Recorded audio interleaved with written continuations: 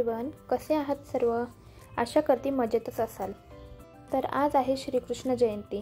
तुम्हा सर्वांना श्रीकृष्ण जयंतीच्या खूप खूप शुभेच्छा। आजचा ब्लॉग आपला खूप स्पेशल आहे।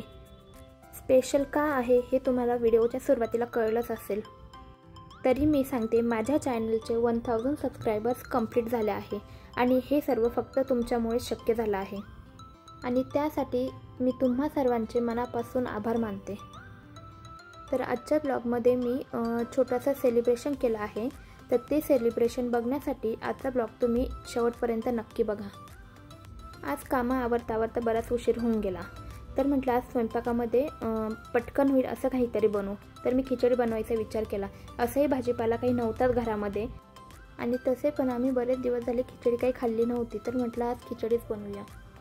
खिचडी मी अगदी सोप्या पद्धतीनेच बनवते, तर खिचडीची रेसिपी मी झटपट तुमच्यासोबत शेअर करते। तर इथे मी सर्वात प्रथम 2 कांदे कापून घेतले। कांदा उभाच कापायचा, त्यानंतर टोमॅटो कापून घेतला आणि एक बटाटा कापला। तर कुकरमध्ये तेल टाकलं। तेल गरम झाल्यानंतर जिरा मोहरीची फोडणी दिली, त्यात कांदा टाकला। कांदा चांगला परतून घ्यायचा। कांद्यामध्ये थोडंसं मीठ टाकायचं म्हणजे कांदा छान असा लालसर परततो। कांदा परतून झाल्यानंतर त्यात टोमॅटो टाकायचा। टोमॅटो मऊ शिजेपर्यंत चांगलं परतून घ्यायचा। कमी गॅसवर हे छान परतल्यानंतर यात बटाटा टाकायचा। बटाटा पण तेलामध्ये छान असं परतून घेतल्यानंतर यात आपल्या आवडीप्रमाणे म्हणजेच आपल्या तिखटाप्रमाणे मिरची टाकायची। मिरची टाकल्यानंतर आपण जे काही तांदूळ घेतलेले असतं त्या तांदूळ टाकायचे। तांदळामध्ये मी चणा डाळही घेतली होती, तुम्ही तुमच्या आवडीप्रमाणे डाळी घेऊ शकता। ते तांदूळ स्वच्छ धुवून घ्यायचे आणि नंतर मसाल्यामध्ये टाकायचे। तांदूळ मसाल्यामध्ये व्यवस्थित परतून घ्यायचे आणि त्यात मापाप्रमाणे पाणी टाकायचं।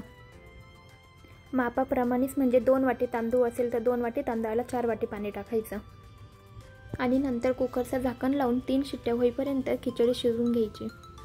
खिचडी शिजते तोपर्यंत मी कपडे वॉश करून घेतले होते। मग म्हटलं आता कपडे वाळत घालून घेऊया। दिवसभर खूप पाऊस चालू होता, तर म्हटलं आपले कपडे पण लवकर सुकले पाहिजे, त्यामुळे मी पहिले कपडे वाळत घालून घेतले।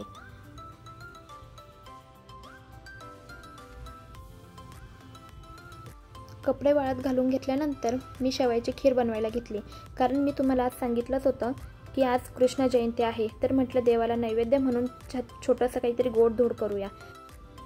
तर मी शेवयाची खीर करायचा विचार केला। शेवयाची खीर अगदी सोप्या पद्धतीनेच बनवली। थोडंसं तूप टाकलं, त्यात काजू बदाम बारीक करून टाकले। नंतर ज्या काही बारीक शेवया असतात त्या दुकानामध्ये सहज मिळून जातात, तर त्या साधारण वाटीभर शेवया मी कढईमध्ये टाकल्या आणि त्या तुपामध्ये व्यवस्थित परतून घेतल्या। लाल होईपर्यंत त्या शेवया व्यवस्थित अशा परतून घ्यायच्या। त्यानंतर आपल्याला शेवयाची खीर किती पातळ पाहिजे तर त्या हिशोबाने दूध टाकायचं। दूध टाकल्यानंतर कमी गॅसवर त्या शेवया त्या दुधामध्ये व्यवस्थित शिजवून घ्यायच्या। एक उकळी फुटल्यानंतर त्यात आपल्याला साखर टाकायची। आता आपण साखर आपल्या अंदाजाने टाकू शकतो, कोणाला किती गोड आवडतं त्या हिशोबाने। तर मी 3-4 चमचे साखर टाकली आणि कमी गॅसवर पुन्हा शेवया व्यवस्थित शिजवून घेतल्या। तर हे बघा, छान अशी शेवयाची खीर बनवून तयार झाली आहे। आता म्हटलं शेवयाची खीर तयार झाली आहे तर लगेचच देवाला नैवेद्य दाखवून घेऊ, कारण आमचं जेवणही बाकी होतं। तर पहिले देवाला नैवेद्य दाखवून घेतला। आम्हाला आता जेवण करायला बसायचं होतं, तर म्हटलं तुम्हाला खिचडी दाखवूया की कशी शिजली आहे। तर तुम्ही बघू शकता खिचडीचा एक शीत असा मोकळा झाला आहे, कारण मी मापात पाणी टाकलं होतं, त्यामुळे खिचडी अगदी मऊसूत शिजली आहे आणि मोकळी शिजली आहे। जेवण करून झाल्यानंतर आम्ही थोडासा आराम केला आणि नंतर सायंकाळी छोटंसं सेलिब्रेशन करायला घेतलं। मी माझी तयारी करेपर्यंत ते छान असा केक घेऊन आले होते। इथे मी केक कट करायला बसली तर पिल्लूही माझ्या मांडीवर बसून छोट्या मोठ्या गोष्टीचा आनंद घेत होता। आज मी किती खुश आहे, मला किती आनंद झाला आहे हे मी शब्दातही सांगू शकत नाही। माझ्या सर्व यूट्यूब फॅमिलीचे मी मनापासून आभार मानते आणि तसेच माझ्या नवऱ्यालाही मनापासून थँक्यू। आज तुमच्यामुळेच मी इथपर्यंत पोहोचली।